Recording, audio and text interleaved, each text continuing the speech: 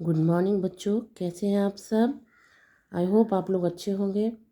आज मैं आपके लिए लेके आई हूँ एक बहुत इम्पोर्टेंट क्वेश्चन जो कि आपका 2 और 3 मार्कर में आ सकता है, जिसको हम कहते हैं लिंग निर्धारण या सेक्स डिटर्मिनेशन। सेक्स डिटर्मिनेशन की पहले हमको डेफिनेशन समझने की ज़रूरत है। लिंग निर्धारण का मतलब है या सेक्स डिटर्मिनेशन का मतलब ही ये है कि माता पिता से होने वाली संतान लड़का है या लड़की है, उसका निर्धारण करना। तो आज हम इसको समझेंगे। तो सबसे पहले इसकी डेफिनेशन को देख लेते हैं। लिंग निर्धारण वह प्रक्रिया है जिसके द्वारा यह निर्धारित हो जाता है कि एक लिंगी कौन कहलाते हैं। एक लिंगी मीन्स या तो सिंगल मेल या तो सिंगल फीमेल। जब एक लिंगी जंतुओं में लैंगिक प्रजनन, लेकिन एक लिंगी जंतु मीन्स जैसे कि या तो पुरुष है तो सिंगल में वो एक लिंगी है, या तो मादा है या स्त्री है वो भी एक लिंगी है।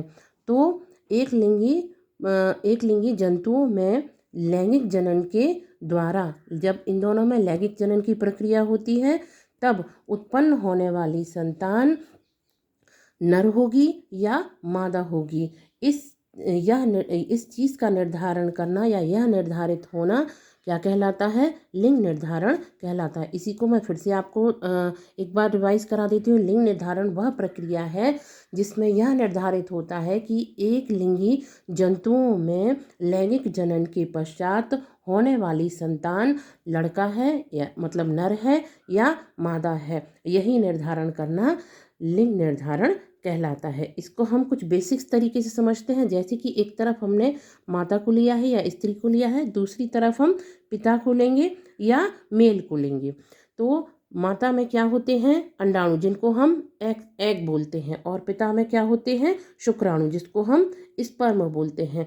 दोनों के बीच फर्टिलाइजेशन होता है या निषेचन की क्रिया होती है जिसके द्वारा जाइगोट का निर्माण होता है। यही जाइगोट, जिसको हम हिंदी में युग्मनज कहते हैं, यही जाइगोट आगे जाके भ्रूण का निर्माण करता है और यही भ्रूण आगे जाके आगे की प्रोसेस में बेबी का निर्माण करता है। इसको हम अगर सेक्स डिटर्मिनेशन को समझें तो सबसे पहले हमको क्रोमोसोम्स के बारे में समझना होगा या गुणसूत्रों के बारे में समझना होगा।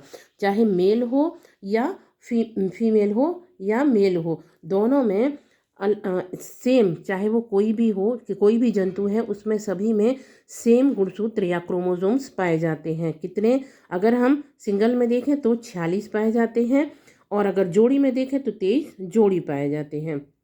23 जोड़ी में 22 जोड़ी जो गुणसूत्र होते हैं वो कायिक गुणसूत्र होते हैं। कायिक गुणसूत्र कौन कौन कहलाते हैं या कायिक गुणसूत्र कैसे होते हैं, ये वो होते हैं जो कि किसी भी मनुष्य के या जीव जंतु के कायिक, उसकी आँख, कान, नाक, मुंह किस प्रकार का होगा, उसकी बॉडी लैंग्वेज कैसी होगी, उसका निर्धारण करते हैं। और जो 23वां जोड़ा या एक जोड़ा जो होता है 23वां जोड़ा, वो कौन सा किस चीज़ का होता है, जिसको हम लिंग निर्धारण के लिए यूज़ करते हैं, या यही एक जोड़ी गुणसूत्र का एक जोड़ा लिंग को निर्धारित करता है। मतलब होने वाली संतान बेटा होगा या बेटी होगी, इसका निर्धारण कौन करता है, 23वां जोड़ा, जो कि किस में पाया जाता है, जो कि दोनों में पाया जाता है, मेल और फीमेल दोनों में 23वां जोड़ा पाया जाता है। लेकिन जो मेल में पाया जाता है 23वां जोड़ा, वो XY गुणसूत्र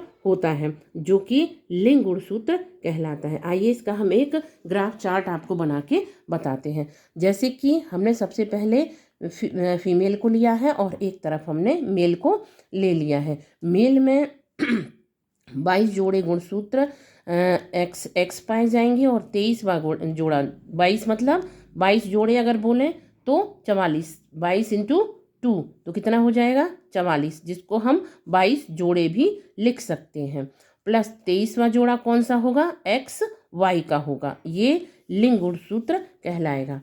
और यहाँ पर माता में कौन से होंगे, 44, सेम 22 जोड़ी XX होंगे और 23वां जोड़ा भी इसमें XX पाया जाएगा। अब हम इस प्रकार से इन दोनों को अलग अलग कर लेते हैं। जैसे 22 जोड़ी में ले लेंगे इसको, 22 + X, ये हमने एक अलग कर लिया है जाइगोट को। सेम कंडीशन में दूसरी तरफ भी हम, क्योंकि ये जोड़ा हमने अलग कर दिया है, इसको तोड़ दिया है, तो 22 + X, दोनों को इस तरफ कर लिया है, और जो मेल में पाए जाने वाले हैं तो 22 + x, क्योंकि इसको हमने यहाँ पे अलग कर लिया है। सेम 22 + y, ये हमने इसको तोड़ दिया है, तो ये जाइगोट बना दिया है इसका हमने। आगे आएंगे तो जब इसका क्रॉस इस x के साथ 22 + x, 22 + x, तो 22 + 22 कितना हो जाएगा? 44 हो जाएगा। 44 + ये x इधर आ जाएगा, और इसका जो x है वो भी इधर आ जाएगा, तो ये x हो जाएगा। सेकंड में हम लेंगे इसी 22 गुणसूत्र + x, तो यहाँ 22 + 22 ये, और x यहाँ का हम ले लेंगे, और 22 यहाँ का, और ये वाला y ले लेंगे इधर का, तो 22 और 22 44 हो जाएगा, प्लस x ये वाला था, और इसके साथ क्या ऐड हो जाएगा? y ऐड हो जाएगा। सेम प्रोसेस इसमें कराएंगे, क्रॉस कराएंगे, 22 + x यहाँ आ जाएगा, और यहाँ से 22 + x, तो 22 22 44 हो जाएगा। ये x प्लस ये x क्या हो जाएगा? x इधर आ जाएगा। सेम इसमें करेंगे, ये वाले से 22x यहाँ ले लेंगे, 22 y यहाँ ले लेंगे, 22 22 44, और ये x और ये y, तो हो जाएगा xy। इस तरीके से जब हम क्रॉस करके दिखाएंगे, जैसे मैंने आपको देखिए दिखाया है, तो इसमें अब हम ये निर्धारित करें कि होने वाली संतान कौन होगी। अगर 44 + x है, तो ये कौन होने वाली संतान क्या होगी? लड़की होगी।